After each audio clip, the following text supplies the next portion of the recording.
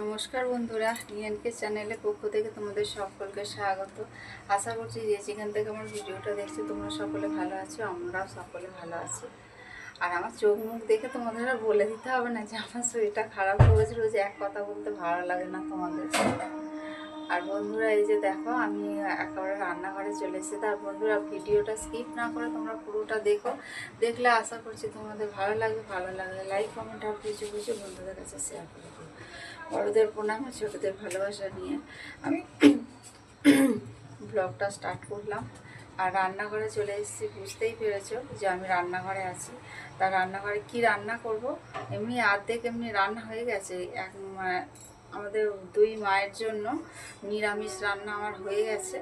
আর এখন আমাদের আমিষ কি রান্না করব, তাহলে চলো বন্ধুরা।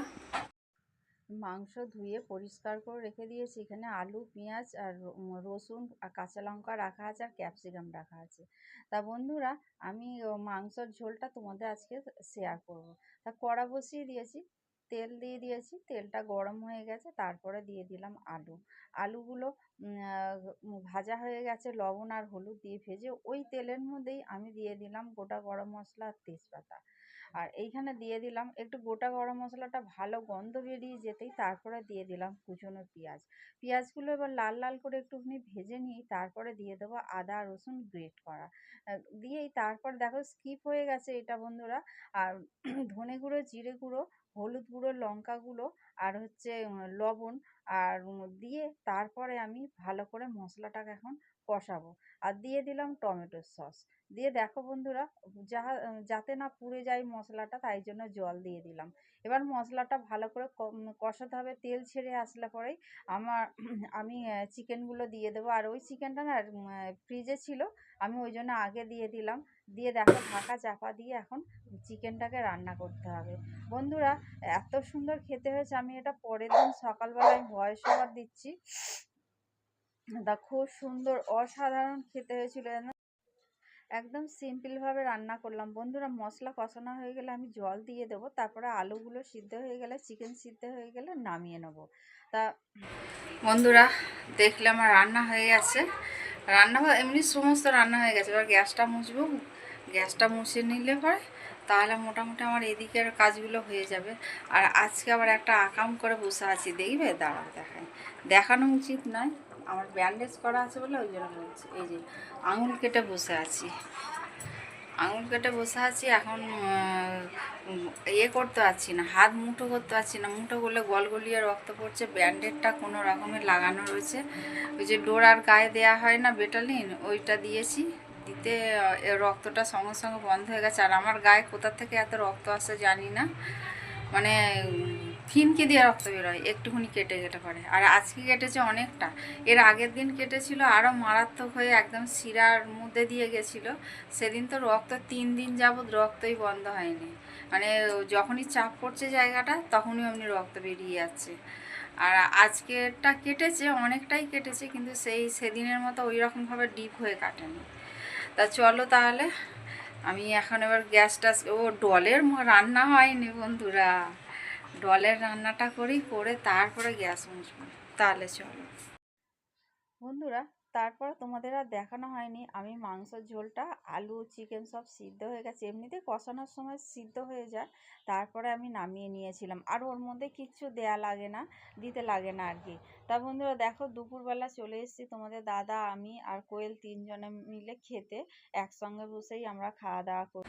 বন্ধুরা, এখন বাজে 8টা। সারাদিন তোমাদের কাছে আসিনি, কারণ হাতটা কেটে গেছে। তোমাদের এর আগেও বললাম যে হাতটা কেটে গেছে, হাতটা বিশাল যন্ত্রণা হচ্ছে। সেই যন্ত্রণার কারণে বন্ধুরা আমি তোমাদের কাছে আসতেই পারিনি। সন্ধেবেলা টিফিন করলাম, সেগুলোও তোমাদের কাছে শেয়ার করিনি। অতিরিক্ত যন্ত্রণা হচ্ছে বন্ধুরা, মানে অনেকটা কেটে গেছে তো ওই জন্য। তা আর আটাও মাখতে পারিনি, মানে কাজই কিছু করতে পারছি না। কিন্তু এই হাত নিয়ে, কাটা হাত নিয়ে আমার কত বাসন মাজলাম জানো বন্ধুরা। কড়াটা মাজতে পারিনি, কড়াটা পড়ে আছে। বাদ বাকি যা ছিল সব বাসন, অনেক বাসন, বড় ঝাঁকার এক ঝাঁকা বাসন মাজলাম। মেজে ঘর দুয়ার সব বিকালবেলা পরিষ্কার করলাম, করে তারপরে সন্ধে দিলাম, কপুর সেবা দিলাম। দিয়ে টিয়ে এই টিফিন খেয়েছি, টিফিন খেয়ে আমি তোমাদের কাছে আসলাম।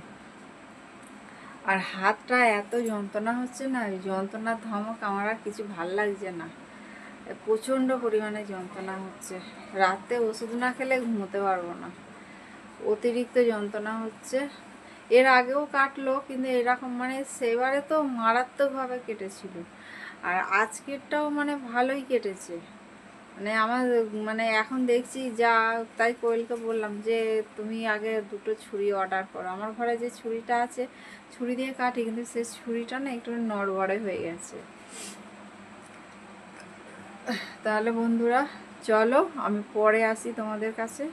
কোয়েল দোকানে গেছে, দোকান থেকে এসে রুটি করবে। আমাদের মাকে বললাম যে আটাটা মেখে দিতে, মা আটা মেখে দেয়। কারণ আমি যদি আটা মাখতে যাই, আটা মাখতে গেলে না আবার রক্ত বেরিয়ে যাবে, আটা ময় রক্ত হয়ে যাবে। সেই তার থেকে বরঞ্চ আমাদের মাকে বলেছি, মা বললে আমি পরে আসছি, এসে আমি করে দিচ্ছি, আটা মেখে দিচ্ছি।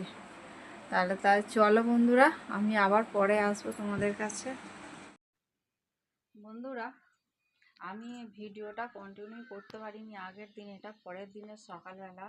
তা ওই যে বললাম না তোমাদের যে আমার হাত কেটে গেছে, হাতে বিশাল যন্ত্রণা হচ্ছে, ওই যন্ত্রণার কারণে আর তোমাদের কাছে আমি আসতে পারিনি। তা এটা পরের দিনের সকালবেলা আমি আমার ওই সত্যি কথা বলতে কি, ওই কাটা অবস্থাতে নিয়ে সংসারের সমস্ত যাবতীয় কাজ আমাকে করতে হচ্ছে।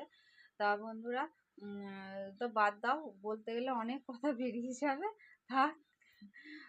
বন্ধুরা, ভিডিওটা আজকে এখানেই শেষ করলাম। তোমাদের যদি ভালো লেগে থাকে তাহলে লাইক কমেন্ট আর প্রচুর প্রচুর বন্ধুদের কাছে শেয়ার করে দিও। আর তোমরা আমার সঙ্গে থেকো, পাশে থেকো, তোমরা ভালো থেকো, সুস্থ থেকো, সাবধানে থেকো, এই বলে আজকের ভিডিওটা রাখলাম। পরের দিনের ডল ডোরা আর আমার সংসার নিয়ে আমি আবার তোমাদের কাছে চলে আসবো। টাটা।